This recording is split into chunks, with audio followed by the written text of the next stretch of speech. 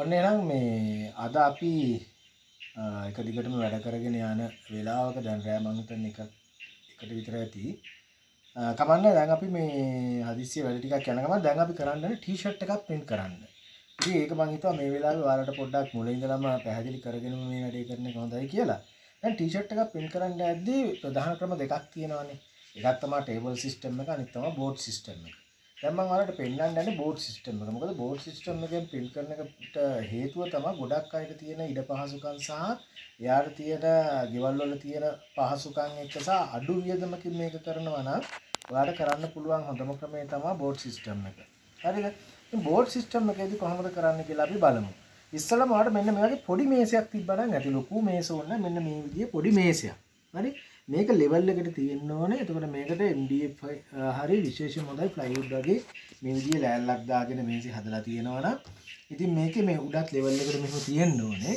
ඊට පස්සේ මෙන්න මේ ක්ලෑම්ප් දෙක. ඔයා දන්නවනේ ස්ක්‍රීන් එක හයි කරන ක්ලෑම්ප් දෙක. මේ ක්ලෑම්ප් දෙක සවි කරලා තියෙන්නේ මේකට මේ මේසෙට. හරිද? ඊට පස්සේ මේක බලන්න මේක මගේ එක නම් මම කරන විදිහ තමයි මම ඔයාලට පෙන්නන්නේ. මේක සුළු සුළු වෙනස්කම් අනිත් අයගේ වගේ තියෙන්න පුළුවන්. හැබැයි මම මෙතනදී මේ ක්ලෑම්ප් දෙක හයි කරලා තියෙන මේ ක්ලෑම්ප් දෙකේ මේ යට මට්ටම තියෙන්නේ මේ බෝඩ් එකට වඩා පොඩි ප්‍රමාණයක් උඩින්. ඒකට හේතුව තමයි මම මෙන්න මේ විදිහේ මදර් බෝඩ් එකක් මේකට යූස් කරනවා. මෙන්න මේ විදිහේ මදර් බෝඩ් එකක්. මෙන්න මේක විශේෂයි. දැන් මෙන්න මේ මදර් බෝඩ් එක තිබ්බොත් එහෙම වලට පේනවා මේ මදර් බෝඩ් එකේ මෙන්න මේ තියෙන පැත්තක ඝනකම ගත්තොත් මේ පැත්තක තියෙන මෙන්න මේ මදර් බෝඩ් එකේ තියෙන ඝනකම මම මෙන්න මෙතනින් අරන් තියනවා මේ බෝඩ් එක උඩට මම වෙනම මේ බෝඩ් පටියක් අල්ලලා තියෙනවා මෙන්න මේකේ ඝනකමට. එතකොට මේකට මේ ක්ලෑම්ප් දෙක අල්ලවුවට පස්සේ දැන් මේක මෙහෙම ආවා කියන්නකො. මේක මෙතනට හේතු කරොත් මේ බන්න ක්ලෑම්ප් දෙක හරියටම තියෙන්නේ මෙන්න මේ බෝඩ් එක උඩ කිසිම මේ ප්‍රශ්නයක් නැති විදිහට හරියට ෂීට් වෙනවා. එතකොට මේ මදර් බෝඩ් එක කියන්නේ මොකක්ද? මදර් බෝඩ් එක කියන්නේ අපි සාමාන්‍යයෙන් ගන්නේ ටී-ෂර්ට් print කරද්දී බෝඩ් සිස්ටම් එකේදී මෙන්න මේ විදිහේ දෙකේ බෝඩ්. අඩි 2.2. මේ බෝඩ් එක ගත්තොත් එහෙම තියෙන්නේ අඩි 2.2. හරිද? දිග 2යි පළල 2යි. හැබැයි මේ බෝඩ් එක හරියටම අඩි 2.2කට කපා ගන්න ඕන මේ සෙන්ටිමීටර එකක්වත් වෙනස් වෙන්නේ නැතුව.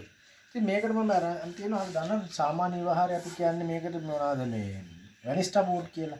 අන්න ඒ වගේ මේක බෝඩ් වර්ග කිහිපයක් එනවා. මේක මිලිමීටර් 2 වගේ මිලිමීටර් 1.5 වගේ බෝඩ් එක. ඉතින් මේක මේ හරි සැහැල්ලුයි බර නැහැ. මේ අටේ අතර බෝඩ් එකකින් ඉන්නේ. ඒකෙන් මේ විදිහට කපලා ගන්න පුළුවන්. හරිද? අරගෙන ඉවර වෙලා අපි කරන්නේ මේවට මේ තියෙන්නේ දැනට අපි පාවිච්චි කරන එක මේක ඔයාලට පේයි ඔන්න ලං කරලා ගත්තොත් මේ ඇලවෙන සුළුයි මේ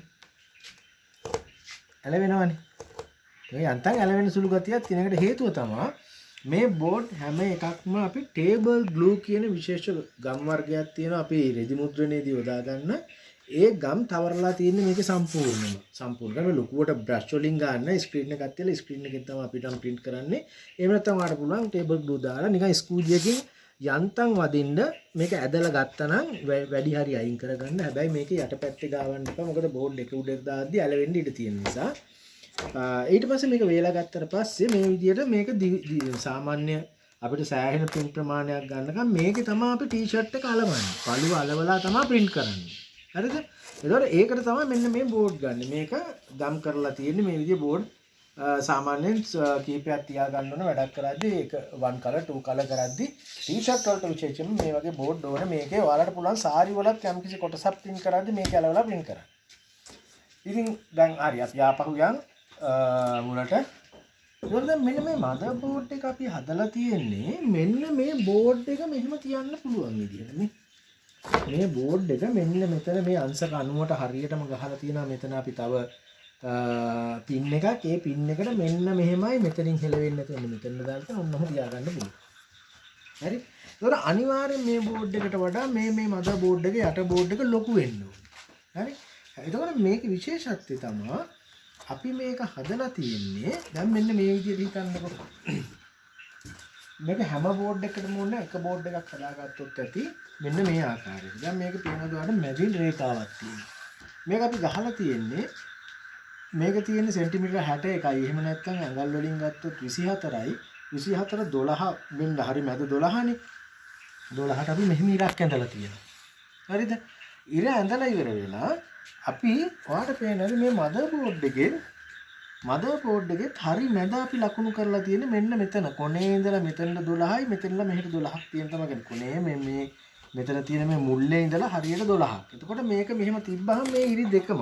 එහෙම නැත්නම් මේ මදර්බෝඩ් එකේ මැදයි මේ අපි ටී-ෂර්ට් එක අලවන මෙන්න මේ ගම් බෝඩ් එකේ මැදයි එකම රේඛාවක හිටිනවා. දැන් මෙහෙම ගත්තොත් මේ රේඛාව මෙහෙම ඇවිල්ලා හරියට මේ මෙතනින් මේ රේඛාවට මෙහෙන් ගත්තොත් ඔයාලට පේයි මේ තියෙන්නේ මෙතනින් මේ රේඛාවට. එතකොට මේක හරි මැද. ඒකට තේරුණානේ. ගම් බෝඩ් එකෙත් හරි මැද අපි ලකුණු කරලා තියෙනවා. මෙතන මේ මුල්ලේ ඉඳලත් අපි හරියටම අරගෙන ඉවර වෙලා මදර් බෝඩ් එකෙත් හරි මැද. ඒ කියන්නේ මෙහෙම මේ දෙකේ බෝඩ් එක මෙතනට හේතු කරපුවාම මේ බෝඩ් එක හරියටම මේ මදර් බෝඩ් එකේ මැදට සෙට් වෙනවා. හරිනේ. දැන් තේරුණානේ. ඒතර මෙතනින් අපි සාමාන්‍යයෙන් අඟල් 4ක් විතර අරගෙන අඟල් 3ක් ගන්න පුළුවන්. කැමති ගාණක් ගන්න. සාමාන්‍යයෙන් අඟල් 4ක් අරගෙන ඉවර වෙලා අපි මෙතනින් මේ ලකුණු කරලා තියෙන්නේ ටී-ෂර්ට් එකේ පළුවේ කර තියෙන තැන හරියටම මෙන්න මෙතනට සෙට් වෙන්න. හරිද? එහෙනම් මේක කොහොමද වෙන්නේ කියලා මම පෙන්නන්නම්. හරි? ඔන්න දැන් බලමු අපි. දැන් ඔන්න මදර් බෝඩ් එක මේ විදිහට හරියට හේතු කරලා මෙතනද ඔන්න මම දැන් ගන්නවා ටී-ෂර්ට් පළුව. හරිද?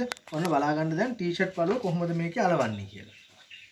අලවන්න කලින් අපි ඉතල මේ print එක ප්ලේස් කරගන්න ඉතින් හොඳට බලා ගන්න. ටී-ෂර්ට් එකේ මම ගන්නෙ නම් සාමාන්‍යයෙන් ටී-ෂර්ට් එකේ කන පිට පැත්ත තමයි ගන්නෙ. ඇයි කියලා අන්තිමට ඔයාලට තේරෙයි. එහෙම ගන්න හේතුව. හරිද? ටී-ෂර්ට් එකේ කන පිට පැත්ත උඩට හිටින්න මෙන්න මේ විදිහට ටී-ෂර්ට් එක දාලා ඔන්න ටී-ෂර්ට් එකේ මැද ගන්නවා අපි අර අඟල් 4ක් මාක් කරපු තැනට.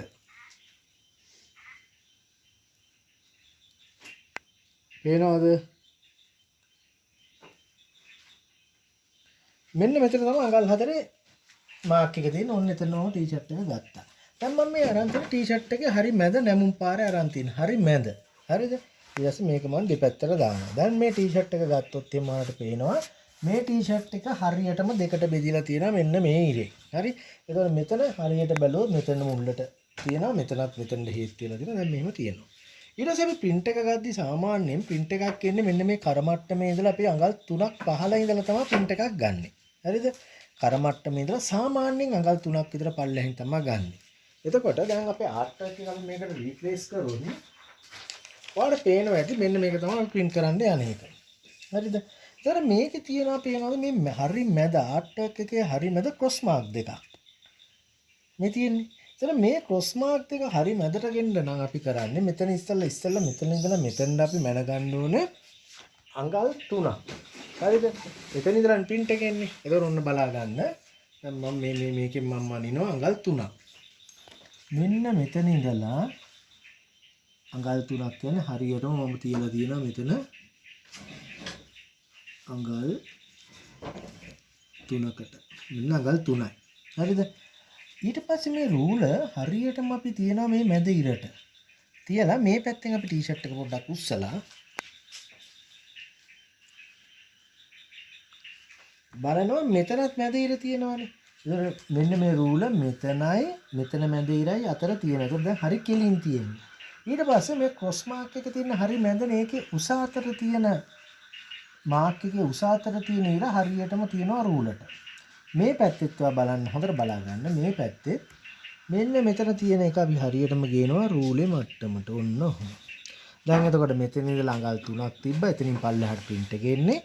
print එක අපි හරියටම setup කරලා දෙන ටී-ෂර්ට් එක හරි මැදට වෙන්න center වෙන්න තියෙන්නේ දැන්. හරිද? දැන් ඔන්න center වෙලා තියෙන්නේ. ඊට පස්සේ දැන් මේක අපි හෙල්ලෙන්නේ නැති වෙන්න පොඩි ටේප් කෑලි දෙකක් දාලා අලව ගන්න ඕනේ. හරිද? මේකට අපි මෙතන අපි ගහන ටේප් කෑල්ලක් මෙහෙම තියලා පරිස්සමෙන් හොල්ලගන්න දෙපා හොල්ලන්න නැතුව මෙතන එකක්. අනිත් එක ගහලා මෙන්න මෙතන. හරිද? දැන් මේක හෙල්ලෙන්නේ නැහැ. එතකොට හැම වෙලේම බලන්න මෙතන මේක හේතු වෙලාද තියෙන්නේ කියලා. ඔන්න හොඳට හේතු වෙලා තියෙන මෙතනටත් හේතු වෙලා මෙතනටත් හේතු වෙලා ආයෙ හෙල්ලෙන්නේ නැහැ. මේ ඉරට මේ ඉර තියෙනවා. පල්ලහැනුත් හරියට තියෙනවා. ආර්ට් වර්ක් එකත් හරි මැදට ඇවිල්ලා තියෙනවා. දැන් හරි. හරිද? ඊට පස්සේ අපි ගන්නවා අපේ ස්ක්‍රීන් එක. මම මේකට පාවිච්චි කරන්නේ 54 මෙෂ් එක ගහපුවා. ගොඩක් වෙලාවට හොඳයි මේ වගේ එකට 54 වගේ මෙෂ් එකක් ගහපුවාම ගොඩක් ක්වොලිටි එකට තියෙනවා print එක. ඊට පස්සේ මම කරන්නේ මේ ස්ක්‍රීන් එක තියෙන මේක උඩට. හරිද? ඔන්න තිබ්බා. මට ඕනම් පුළුවන් මේක තව ටිකක් මේ බෝඩ් එක පිටින්ම තව ටිකක් මම ඇතුළට ගන්නම්. එතකොට මේකේ මේ ක්ලෑම්ප් එකේ යට මට්ටම හරියට මේ බෝඩ් එක උඩට හිටින්න මේක මේ මැද එක හොල්ලන්න නැතුව ඔන්නම ගත්තා. හරිද? මෙතනම හේතු කරන්නම්කෝ. හරිද? එතකොට මේක මෙතනට නෙන්නේ. පොඩ්ඩක් ඉස්සරහට ගාම මේක වදින නිසා ඔන්නම තියෙනවා. හරිද? මේක හෙල්ලුණාට කමන්න අපි අන්තිමට ස්ථිරවම හයි කරන එකක් මම පෙන්නන්නම්. හරිද? ඊට පස්සේ මෙන්න මේ අපි මේ ස්ක්‍රීන් එක මේ විදිහට තියෙනවා. හරිද? තව ඕනනම් අපිට මේක පොඩ්ඩක් මෙහාට ගමු. ස්ක්‍රීන් එක හරි මැදට ගන්න වගේ වුණා. මේක තව පොඩ්ඩක් අපි ඔන්නම ගමු. හරිගෙන මෙතන මේ පින් එකේ වදින්න නැති වෙන ඔන්න තිබ්බා. හරිද? දැන් මෙන්න ස්ක්‍රීන් එක තියලා අපි පොඩි වැඩක් කරනවා මෙතනදී. ඒ තමයි දැන් මේ ස්ක්‍රීන් එක අපි හයි කරගන්න ඕනේ හෙල්ලෙන්නේ නැති වෙන්න. හරිද? ස්ක්‍රීන් එක අපි හයි කරනවා හෙල්ලෙන්නේ නැති වෙන්න.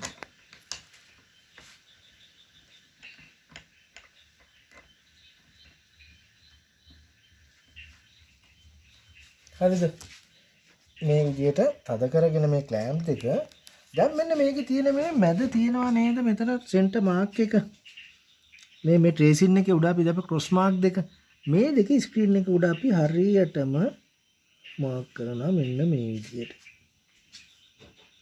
මෙතන එකයි මෙතන එකයි. හරිද? ඊළඟට සම්කිසි වෙලාවක ස්ක්‍රීන් එක දෙපැත්තෙම මෙතන මාක් කරපු තැන ඉඳලා මෙතන තියෙන දුරයි මෙතන මාක් කරපු තැන ඉඳලා මෙතන තියෙන දුරයි සමාන වගේ ඇහැට පේන ගානක් තියෙනවනම් මේ ආර්ට් වර්ක් එකේ උඩ පැත්ත මේ පැත්තනේ. ඒක තියෙන ස්ක්‍රීන් එකේ උඩ පැත්ත නිසා මෙහෙම පොඩියට මෙහෙම මාක් එකක් ගැහුවට කමක් නැහැ. ඊතලයක් වගේ උඩ පැත්ත කියලා බලන්න. එහෙම නැත්නම් අප් සයිඩ් හරි මොකක් හරි ගහන්න. එතකොට ඔයා දන්නවා මේ ආර්ට් වර්ක් එකේ උඩ පැත්ත මේ පැත්තට හිටියේ කියලා. හරිද? ක්‍රොස් මාක් දෙක දාගත්තා. දාගෙන ඉවරලා දැන් අපි හිමීට ස්ක්‍රීන් එක බුරුල් කරනවා. හරි? දැන් අපි කරන්න යන දේ තමයි මේ ස්ක්‍රීන් එක එක්ස්පෝස් කරන්න ඕනේ. ඒතර එක්ස්පෝස් කරද්දී අපි මේ ට්‍රේසින් එක යටින් තියද්දී මේ ක්‍රොස් මාක් දෙක එකටම හිටින්න තියලා තමයි එක්ස්පෝස් කරනවා. මම කලින් එක්ස්පෝස් කරන එකක් ඔයාලට පෙන්වුවා අපි පොලිතින් බෑග් එකට. අන්න ඒ විදිහම තමයි එක්ස්පෝස් කරන්න දෙන්නේ. නමුත් කිමිකල් එක වෙනයි. මේකෙදී අපි පාවිච්චි කරනවා TS කියන කිමිකල් එක. හරිද? අපි කලින් පොලිතින් බෑග් වලට එහෙම නැත්නම් PVC පොලිබොන්ඩ් වගේ ඒවට අපි පාවිච්චි කරපු එක්ස්පෝස් ඉමල්ෂන් එක වෙනස්. මේකට අපි ගන්න එක TS එක වාට මතකයි. ඒකේ කලර් එක තිබ්බේ රෝස පාට වගේ. මේකේ කලර් එක නිල් පාටයි. හරි? හැබැයි දෙකම එකම විදිය තමයි එක්ස්පෝස් කරන්නේ. ඒක කිසිම වෙනසක් නැහැ. අපි පරණ වීඩියෝ එක බලන්න. ඒකේ තියෙනවා කොහොමද මේක එක්ස්පෝස් කරන්න කියලා. දැන් මම කරන්න යන්නේ හරියටම සෙටප් කරා. ටී-ෂර්ට් එකට හරියටම මම print එක ගන්නට බැලන්ස් කරා. බැලන්ස් කරලා දැන් මම යන්නේ මේක එක්ස්පෝස් කරගන්න. එක්ස්පෝස් කරලා ඉවර වෙලා අපි මොකද්ද කරන්න කියලා ඊට පස්සේ බලමු. ඔන්න දැන් මේකේ මදර් බෝඩ් එක මේ තියෙන්නේ. ඔයාලට පේනවා ඇති මෙතනින් ගත්තොත් හරියටම හේතු වෙලා මෙතනත් හරියටම හේතු වෙලා. ඊට පස්සේ අපි මේ මැද ලයින් එක මේ තියෙන්නේ. දැන් ඒතකොට අපි ටී-ෂර්ට් එක එලලා තියෙන්නේ හරියටම මේක මැදට වෙන්න කන පිට පැත්ත උඩට හිටින්න.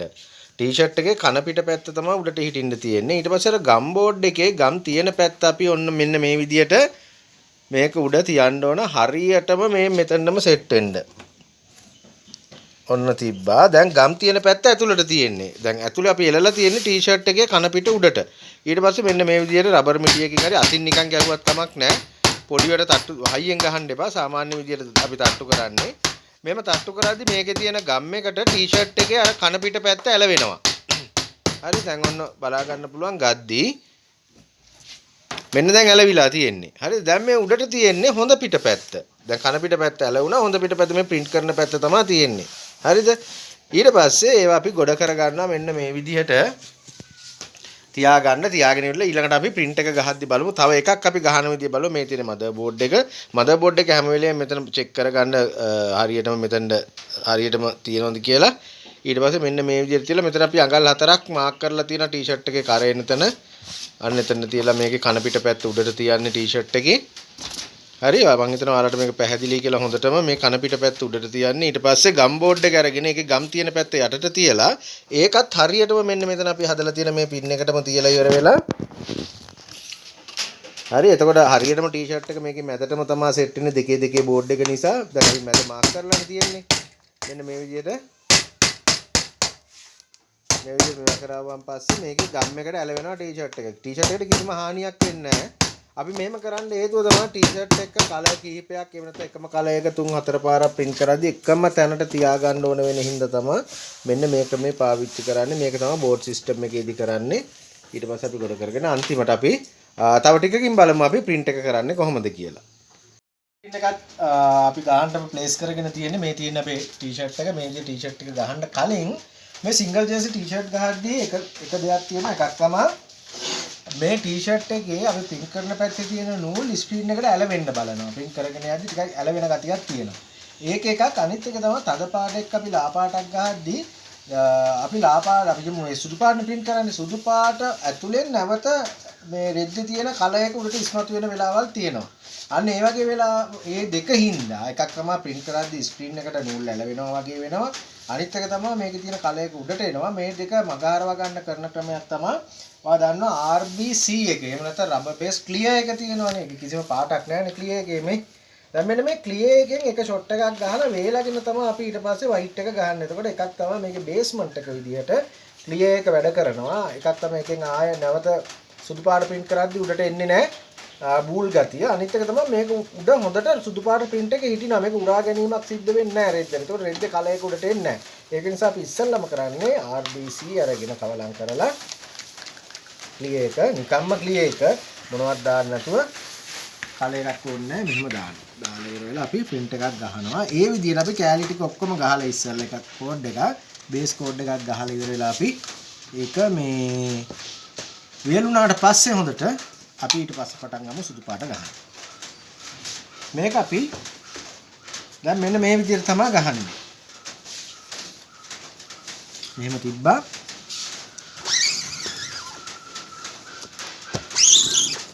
හරිද?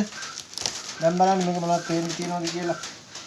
මේක යාන්තම් ඡායාව තියෙනවා. මේක වේලුණාම මේක නැවත මේ කලර් එක වේලෙද්දී අඩු වෙනවා. හරි මේක අපි ඊට පස්සේ එහෙම රැක් එකට දාලා ඊළඟ එක ගන්නවා. ඒ විදිහට තමයි අපි තියෙන සියලුම දේ අපි ඉස්සෙල්ලා මේ විදිහට ක්ලියර් කෝඩ් එකක් ගා ගන්නවා.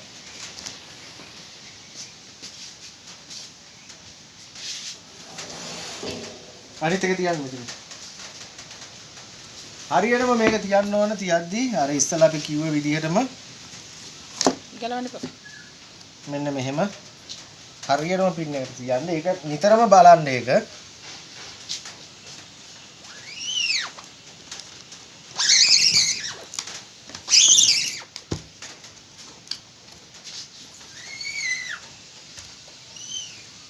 ඔන්න අපි දැන් ක්ලියර් එක ගැහුවන් පස්සේ පළවෙනියට වයිට් එක ගහනවා. එතකොට මම ගන්න RBW එක වයිට් එක. මේ තියෙන්නේ වයිට් එක. හොඳට කලවම් කරලා ගන්න. අරගෙන ඉවර වෙලා මේ තියෙන්නේ හොඳටම තියෙනවා. හරි? හොඳට කලවම් කරලා ගන්න. නිකම්ම ගන්න එපා. අපි එකෙන් ගාලා ඉවරලා අපි ගහලා බලමු කොහොමද පළවෙනි එක කියලා. සාමාන්‍යයෙන් අපි මේකේ මේක ගහලා වේලෙන්ඩ දාලා තව එකක් ගහන්න ඕනේ. එතකොට තමයි මේකේ හොඳ වයිට් එකක් අපිට ගන්න පුළුවන්. ඔන්න එහෙනම් අපි දැන් බලමු කොහොමද මේක ගන්න එක. නැවතත් අර පින් එකට හරියටම තියාගන්න. දැන් ඔයාලට පේනවනේ ඉස්සලා ක්ලියර් එක ගහපු එක ඡායාවක් වගේ විතරයි තියෙන්නේ. හැබැයි ඒක හොඳට දැන් මේකට අල්ලලා තියෙනවා. අපි බලමු ගහලා වයිට් එක. මෙන්න මේ විදිහට වයිට් එක ගන්න හොඳට ඇදලා ගන්න. හොඳට ඇදලා අරගෙන මේ පැත්තට දාලා ඉවර වෙලා දැන් බලන්න. දැන් මේ තියෙන්නේ පළවෙනි වයිට් එක. දැන් මේක වේලුණාට පස්සේ තමයි අපි දෙවෙනි එක ගහන්නේ. දැන් මේ විදිහට අපේ සෙට් එකම ගහගමු.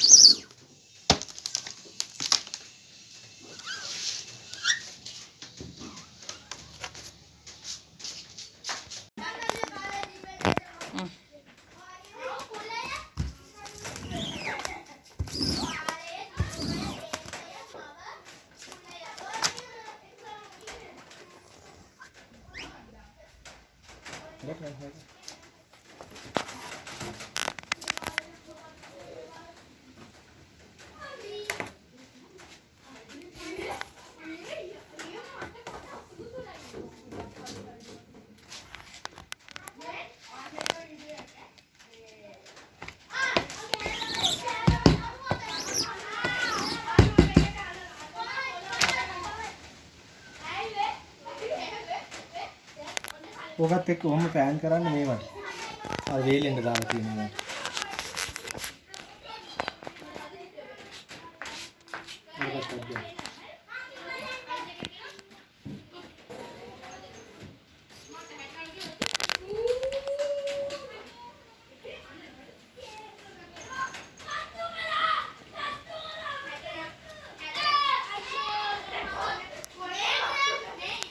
එකක් ගාලා ඉවරයි ක්ලියර් එක ගාලා ඉවරලා වයිට් දෙකක් ගාලා මේ තුන්වෙනි එක මේකෙන් තමයි ෆිනිෂ් වෙන්නේ බලන්න කොහොමද කියලා ක්වොලිටි එක දැන් මෙහෙම අපි තාම ස්ක්‍රීන් එක මේ කිසිම ප්‍රශ්නයක් නැහැ හිර වෙන්නේ මොනවද දැන් අර සමහර අය කියනවානේ සාරි ගහද්දිත් මේ විදියම තමයි සමහර අය කියනවානේ මේ ස්ක්‍රීන් එක හිර වෙනවා කියලා ස්ක්‍රීන් එකෙම හිර වෙන්නේ නැහැ දැන් අපි ගාලා තියෙනවානේ මෙතන කෑලි 200ක් විතර ඒතර තුන්වෙනි පාර ගහද්දි මෙච්චර ප්‍රමාණයක් ගහනවා කියන්නේ මේක හිර වෙලා කොහෙවත් නැහැ මේ ලස්සනට වදින්නේ මේ ගහන විදියට ගහන්න ඕන කවර් එක දාන්න ඕනේ අනිත් එක තමයි මේක මේ හොඳට ස්පීඩ් කරලා ගහන්න ඕන හොඳට වේට් එකක් දාලා ගහන්න ඕනේ එතකොට එහෙම කිසිම ප්‍රශ්නයක් වෙන්නේ නැහැ අනිත් එක මේක හැම එකම හරියටම පින් එකට තියාගන්න නැත්නම් එම මේ අන්තිම ෂොට් එකේම අපිට ගියොත් ඉවරයි අයින් කරන්න වෙනවා මේ බලන්න රාජ්‍ය ඇන්ගල් එක බලන්න මේ දැන් මේක මැද කොහෙවත් ඉතුරු වෙලා නැහැ මේ ඔක්කොම මේ පැත්තට අරන් තියෙන මැද ඉතුරු කරගන්න එපා. ඊට පස්සේ මෙන්න මේ විදිහට උස්සලා ගමන් මෙතනින් කවර් එක දාන්න උඩට. ඔන්න මේ කවර් එක දාපුවම මේ මෙන්න මෙහෙම කවර් එක දාලා තියන්න ඕනේ.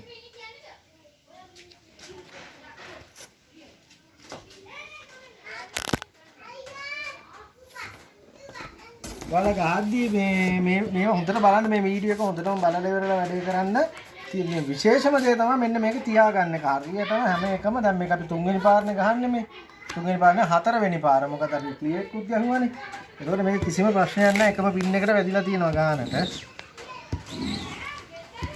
පින් එළියට පැනලා මොනවත් නැහැනේ බලන්න.